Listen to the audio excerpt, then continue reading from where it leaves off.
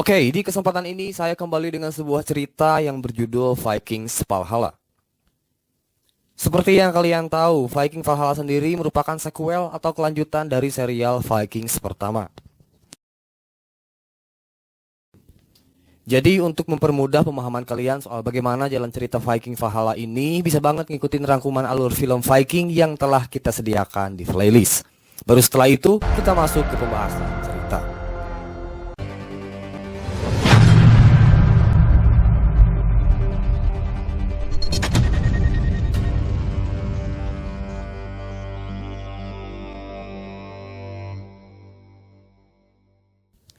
Perlu diingat, sebelumnya bangsa Viking telah memulai perjalanan dari Skandinavia seraya dengan misi mereka menginvasi daratan Inggris.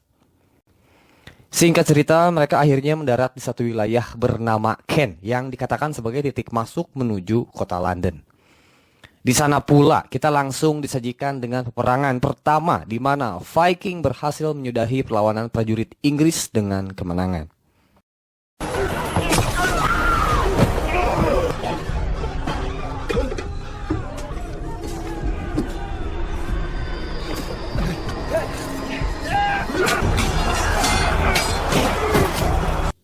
Hal ini jelas tak begitu saja dengan mudah mereka dapatkan kalau bukan berkat perjuangan para tokoh seperti Harald, Olaf, bahkan seorang Leif Erikson.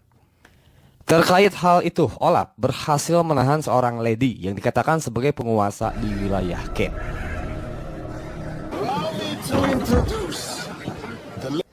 King Athelred is already dead. To protect him. Mereka diberitahu tentang berita kematian King Ethelred yang berarti merupakan sebuah keuntungan bagi mereka. Mengapa demikian? Edmund, putra pewaris Ethelred, tak memiliki kekuasaan seperti ayahnya untuk dapat mempertahankan Inggris dari ancaman bangsa Viking. Where is your husband? He left you behind. Itulah mengapa Viking dapatkan poin plus meski di sini Harald agak kecewa karena ia tak bisa menebas kepala King Ethelred dengan tangannya sendiri. Then I promise you. Kendati demikian, pihak berseberangan, tepatnya kerajaan Inggris, masih percaya diri menatap bahaya yang tak lama lagi sampai di hadapan mereka. Queen Emma optimis akan mendapatkan bantuan dari pihak Mercia. Begitupun dengan Edmund yang begitu antusias untuk terjun langsung memimpin pasukannya. Namun sang ibu sambung tak ingin mengambil resiko sebab jika Edmund gugur dalam pertempuran, begitu pula dengan nasib Inggris. Dalam hal ini, Queen Emma memiliki alasan yang kuat mengapa ia tak memperbolehkan sang anak untuk terjun ke medan perang. It is better to let Striona take the risk. I will deal with that. Hal itu bisa dilihat ketika Edmund mampu menjatuhkan anak buahnya. Tidak demikian kepada sang pengawal Godwin.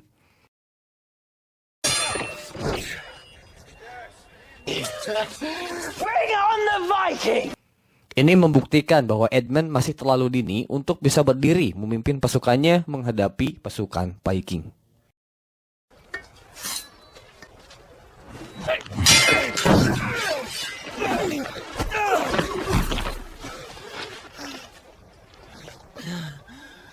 You think the Vikings would give you a reprieve? You must learn to do the same. Setelah ini kita berpindah jauh kepada sudut pandang seorang Freydis yang kala itu tengah dalam perjalanan menuju Uppsala. Semula perjalanan Freydis bersama beberapa orang rekannya itu berjalan baik-baik saja sampai akhirnya mereka dihadang oleh seorang pria yang terlihat seperti prajurit Viking. Entah mengapa pria tak dikenal tersebut tiba-tiba melayangkan serangan sehingga pertarungan pun tak terelakkan.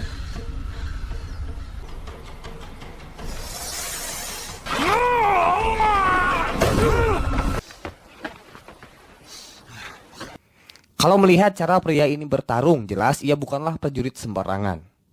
Terbukti dikala prajurit tersebut dengan mudah menumbangkan rekan-rekan pria yang bertarung di samping Freydis.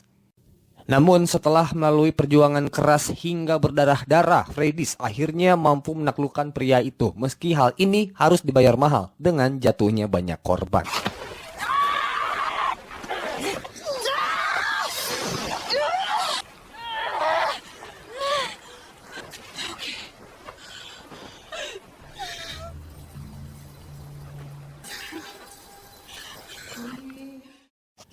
Sementara itu, Leif baru saja ditugaskan untuk mencari tahu kekuatan musuh yang berposisi di sekitar jembatan menuju benteng London. Kala itu, Leif tak sendiri karena ia ditemani oleh Harald dan juga teman-teman sekampungnya atau sebelumnya kita sebut sebagai rekan-rekan Greenland. Give me a boat and the stars any day.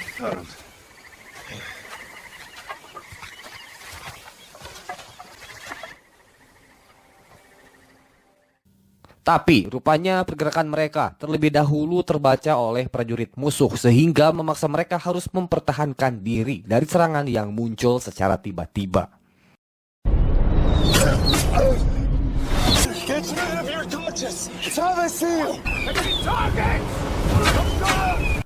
Akibatnya salah satu dari mereka tewas, bahkan Leif sendiri tersempat untuk melarikan diri. Dalam keadaan terdesak, Harald dan rekan-rekan Greenland berhasil melarikan diri sementara mereka belum mengetahui secara pasti bagaimana nasib seorang Leif.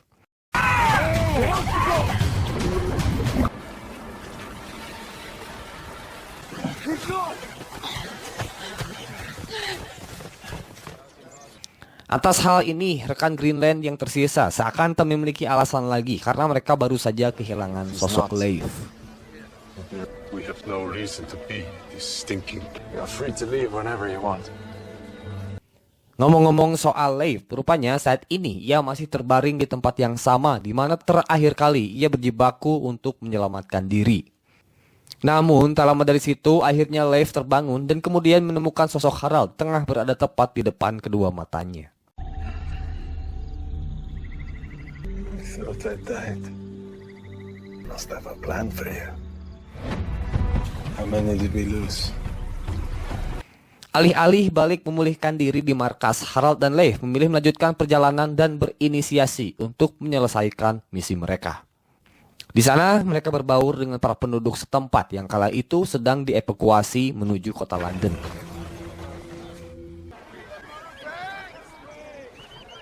Look at all the food. Dengan begitu, akhirnya mereka tiba di sebuah jembatan yang berfungsi sebagai satu-satunya akses menuju kota London. Dari situ pula mereka dapat mencerna dan menganalisa apa saja kelemahan dan keunggulan yang dimiliki oleh pertahanan pihak musuh.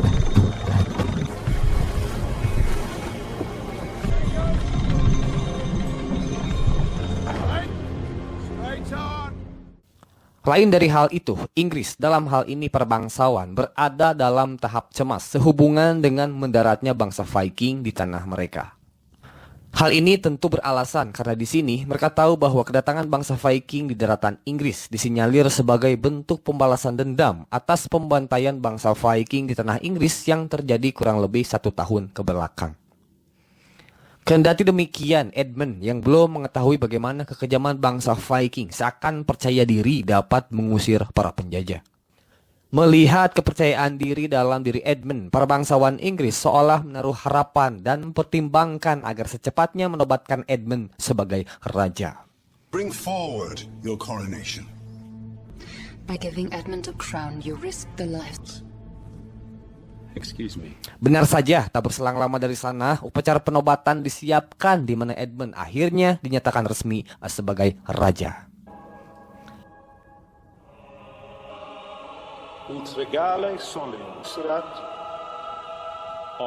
Kita kembali berfokus kepada Freydis yang saat itu sedang bersedih setelah baru saja kehilangan rekan-rekannya. Tetapi dalam hal ini Freydis tak ingin terlalu lama larut dalam kesedihan karena ia harus segera melanjutkan perjalanan untuk sampai ke Uppsala. Guide me.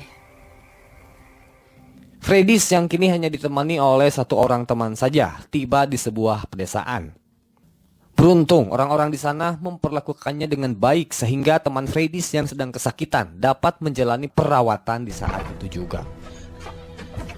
My friend.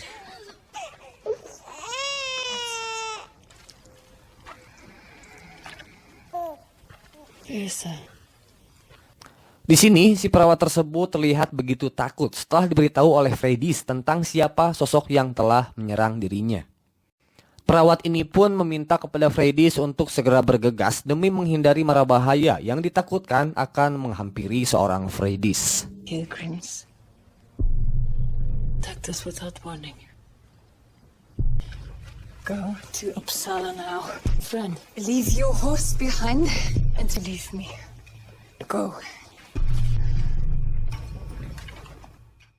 Singkat cerita, kita diperlihatkan bagaimana seorang Freydis yang baru saja sampai di Uppsala. Namun bukan itu yang menjadi poin utama kita, karena di penghujung episode ini kita diperlihatkan sosok misterius bersama pasukannya tengah meratapi seorang pria yang sebelumnya kita ketahui telah dibunuh oleh Freydis. Lantas siapakah sebenarnya sosok misterius tersebut? Yang pasti kita sedikit diberitahu bahwa kelompok mereka ini adalah Viking penganut Kristen. Lalu apa yang kedepannya akan dilakukan oleh sosok misterius tersebut kita bahas lebih lanjut di episode selanjutnya. Oke, segitu dulu untuk episode ini. Kita ketemu lagi di video berikutnya. Terima kasih telah menonton video ini sampai selesai. Tapi jangan lupa beri dukungan dengan subscribe, like, share, dan beri tanggapan kalian di kolom komentar. Maaf bila ada salah kata. Terakhir saya ucapkan Assalamualaikum warahmatullahi wabarakatuh.